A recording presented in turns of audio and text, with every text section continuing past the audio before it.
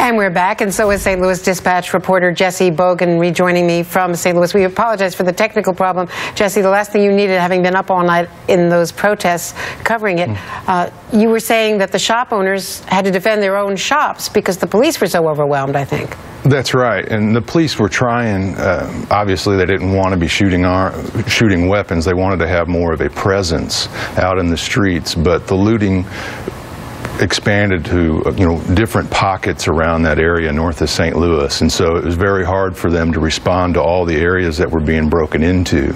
And so the memorable moments that I have from last night was as being at a shop, a convenience store with a family, and they were defending their shop, and a group did try to break into it. They were able to push them back, and they left and presumably went on to other stores to break into.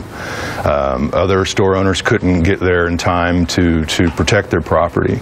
And so, but the police were out in force. There were police from all over the area there.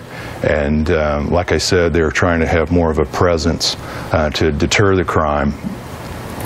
Briefly, what do you mean by defend? Did they have weapons, or were they just physically trying to keep the looters out? Some of them were armed. The family that I told you about, while I was interviewing him, he was gripping a pistol. He said that they did have other firearms as well. The looters, he said, also were armed.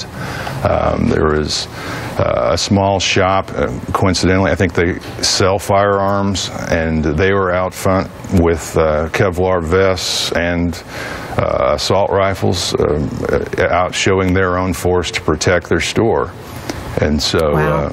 In St. Louis, I'd like to add that this was, a police captain told me is that he just hadn't seen anything like this in more than 34 years of policing here. Even some of the heavy riots that hit the rest of the country during the civil rights movement, St. Louis really wasn't known for that. That said, we have some very deep-seated racial challenges here in St. Louis. This is an old city, and it has some great traditions, and it has a lot of work to do on that front as well. And we're seeing some of that come out with the people who have been taken to the streets. Their old name, they're just saying, well, we're not called that anymore. If you call us that, we're going to beat you.